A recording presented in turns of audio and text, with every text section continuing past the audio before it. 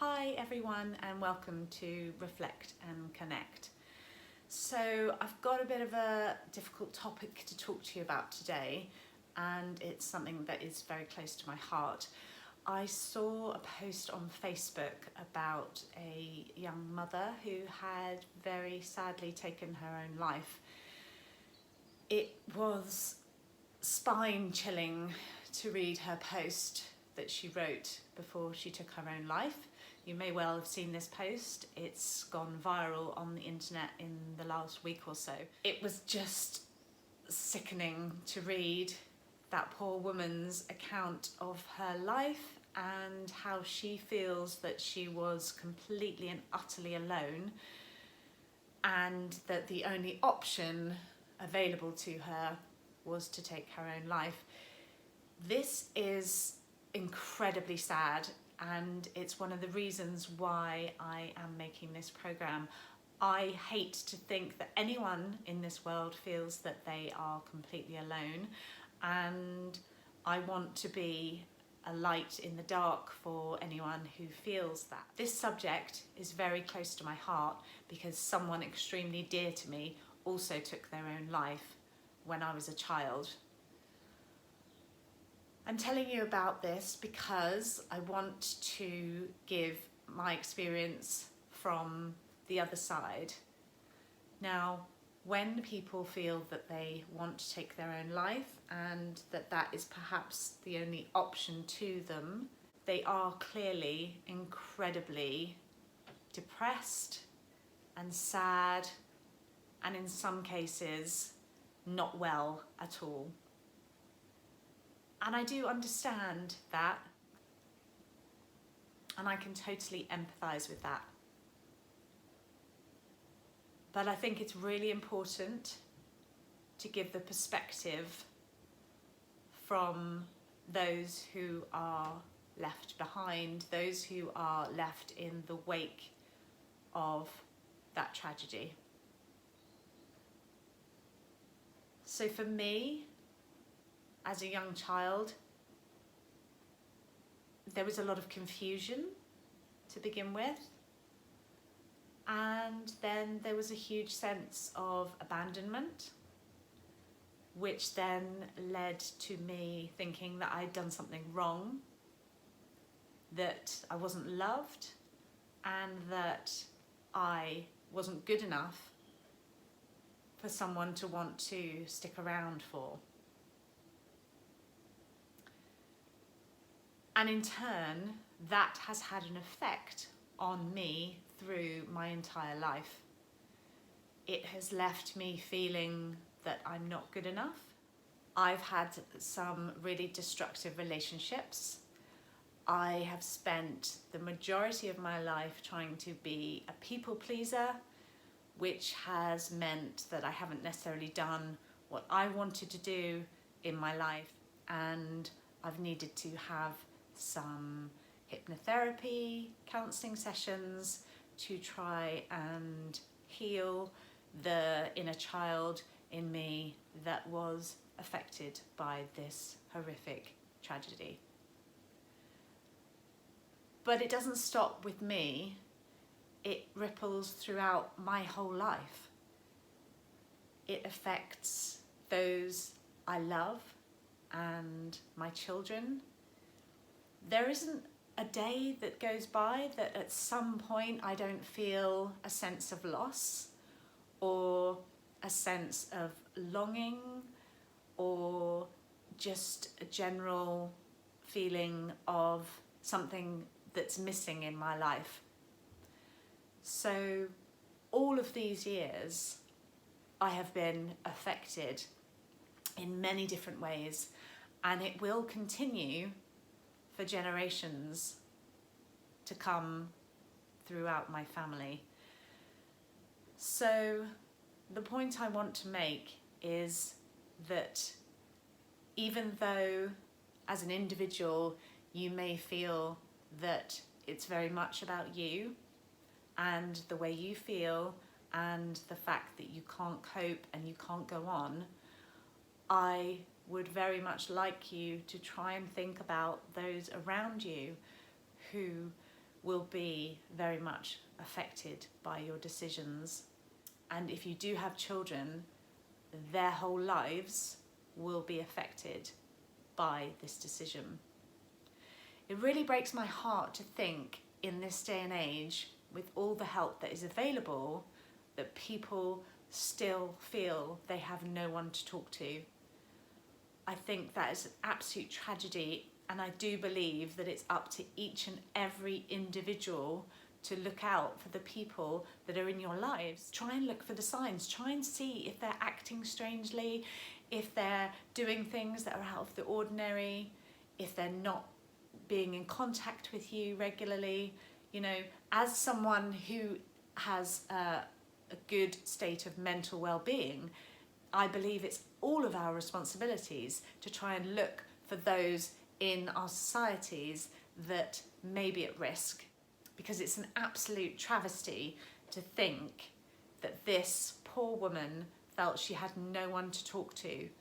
And you can just bet that there are hundreds of people who, once they found out that she had taken her life, wished that they had been that person that she felt she could turn to. And it just breaks my heart to think of those poor children who are left behind.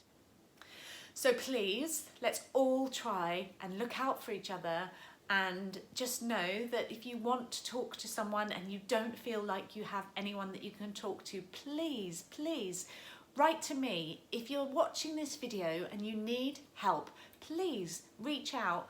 I will be a completely unbiased listening ear who will care and will understand. And I have lived through this experience, so I can help to advise you and maybe point you in the direction of some professional help as well, if that's what you need. So also, if you're watching this video and you know of anyone who might benefit from these words, please, please don't hesitate. Let's take this opportunity and share this video with them. Okay, so I would like to look at a couple of the questions that you guys have sent in for me now. The first one's asking for advice about talking to their children. So I don't know how old your children are, and obviously with children this is a constantly moving goalpost depending on their age. If your children are young, you haven't got their attention for very long, you're going to have their attention for maybe 1 or 2 minutes. So you need to choose your words carefully, and they need to be on a level that your children are going to understand. So when you're talking to them, try and keep them away from distractions, try and sit them down, try and keep eye contact and get on their level. When you're on the level with a child, they're going to absolutely be more engaged with you than if your child is very small and you're standing up talking to them. It will often literally go over their heads. As they get a bit older and they become teenagers, then they're going to be distracted, they're going to be listening to outside forces, looking at their telephones. So again, just try and find somewhere, get on a level with them, find somewhere that's quiet, and just really make eye contact with them as you would with any other person when you're trying to talk to them, but also speak to them on a level and using a language that they understand. This is really important. So the next question says, how can I bring up my child or children spiritually? Well, it depends on your actual views and your individual thoughts. Now, you don't really want to be preaching to your children because they'll just feel like they're at school or you're a teacher just preaching to them. I find the best way to speak to children is to lead by example. So in each circumstance, show them the way that you would react, or reenact a version of how you would act something out. So if they have questions for you, and they will come to you with questions because they're children and they start from a very early age saying why. So they're going to have questions, but each time you go to answer that question, maybe try and think about answering it from a spiritual perspective. Something else you can do is introduce them to a most wonderful book, and it's called The Little Soul and the Sun, and it's written by a man called Neale Donald Walsch. He is a fantastic author and he's written some amazing books, and this is a particularly good one, and it explains the story of spirituality to children on a level that they can really understand and connect with. For me, when I was looking into spirituality, I also found some of his adult books to be really incredible. He's written some books called Conversations with God, and although that word God is something that might put you off, you can use any other terms. It's just what he associated with it, whether it's conversations with your souls, conversations with the universe. The books are absolutely amazing. And just linking back to what I was talking about at the beginning of this program, he's written an amazing book called Home with God, and it's all about the afterlife and why we're here. And I would highly recommend every single person to read that book. Not only is it a fascinating read, but it really helps to highlight from a spiritual nature what happens to us after we pass over and the reason why we're here at all. Hugely recommend that book if you can get hold of it. So finally, I'd like to give you some tips about being more environmentally friendly. It's a really hot topic at the moment, and it's hugely important if we want to leave a legacy for the future children and generations to come. So there's some really simple ones, some that you most likely know already, but just thinking about not leaving taps running too long, maybe showering instead of having baths. So turning off the water when you're brushing your teeth, when you're doing washing up, not leaving the water running while you're just washing up. Get yourself a washing up bowl, fill that with some hot soapy water and wash the dishes in there instead of leaving the water running. So also cling film, that's a really nasty product which most of us jump to use quite often.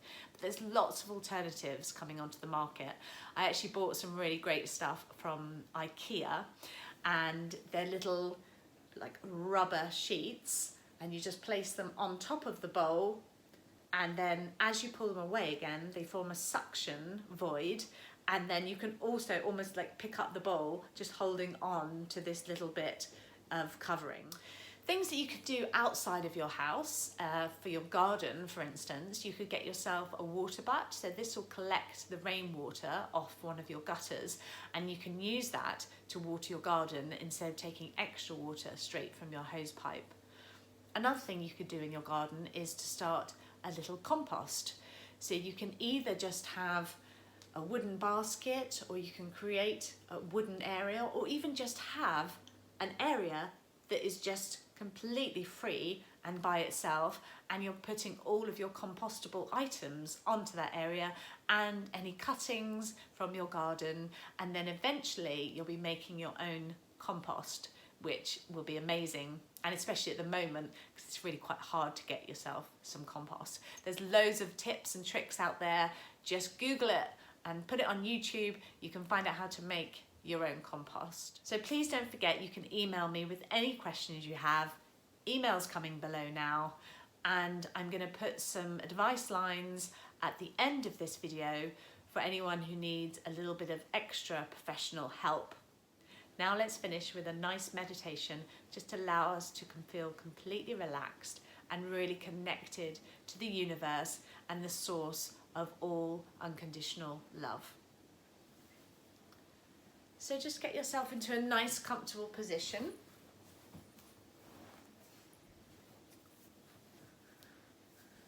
And make sure that you're going to be undisturbed for at least the next 5 or 10 minutes.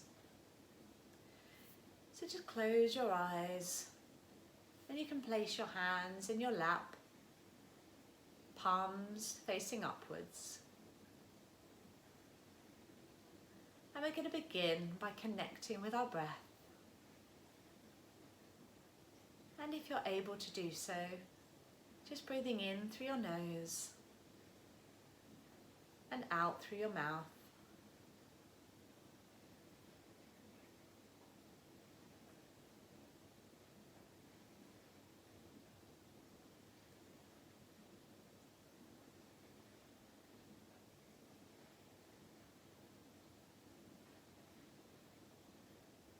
And just allowing your thoughts to fade away from your mind. And just allowing your body to completely relax.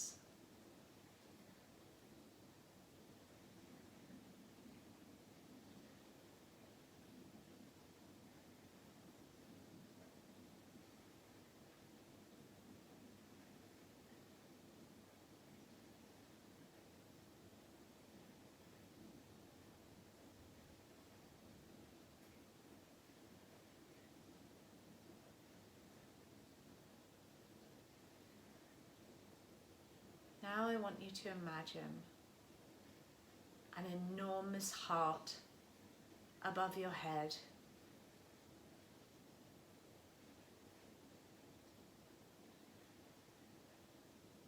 Just visualize this heart. Give it a colour. And maybe it's sparkling, and maybe it's pulsing. Just visualize this heart as the universal source of all love.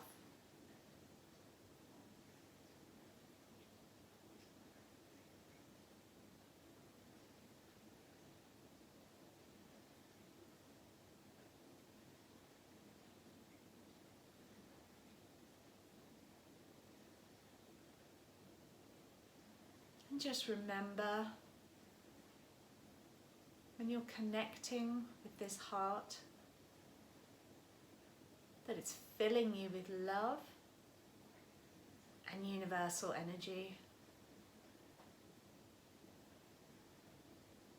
So I want you to imagine this infinite source of energy is pouring down from this heart, and it's coming into the crown of your head.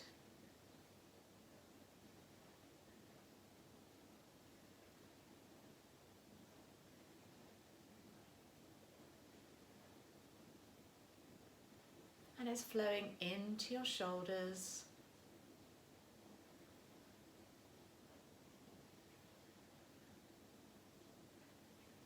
And it's flowing down into your arms.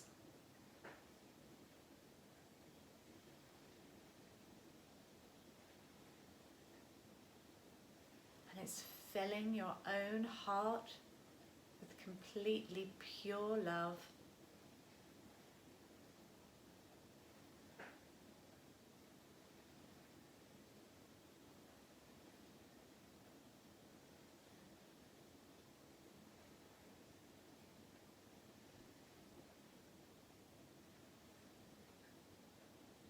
And you might feel like smiling right now,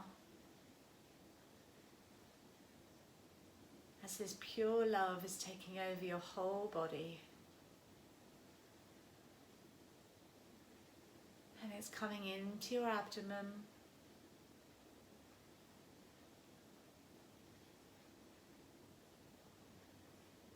flowing into your pelvis,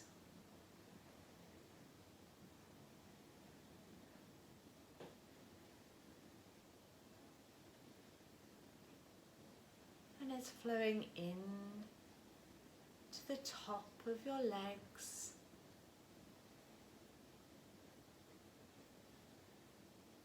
and it's flowing down into your knees,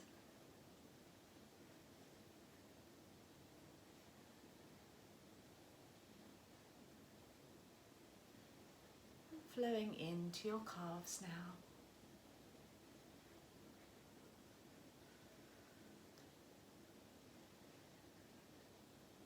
And into your ankles,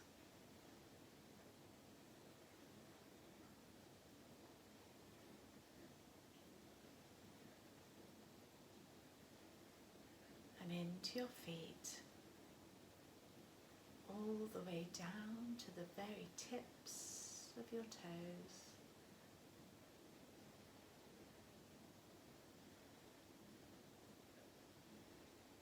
And this pure, unconditional love is flowing from the universal source and it is enveloping your entire body.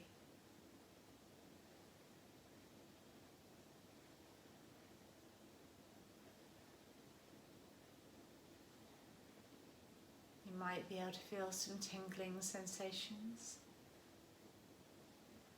in your hands or in your feet.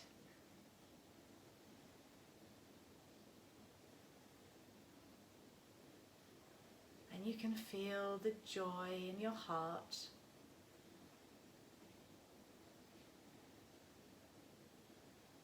And how your body is completely light and carefree.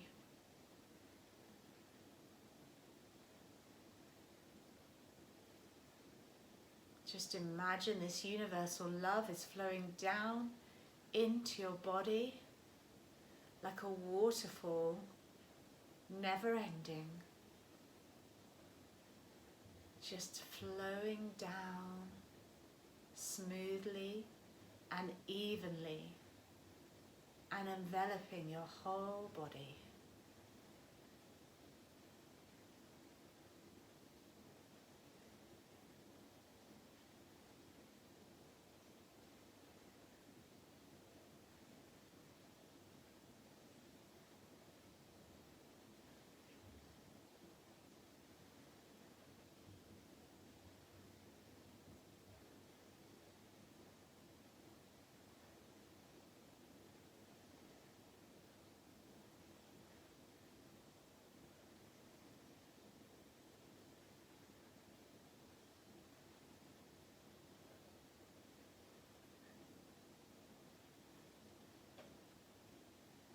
And now bring your hands to heart center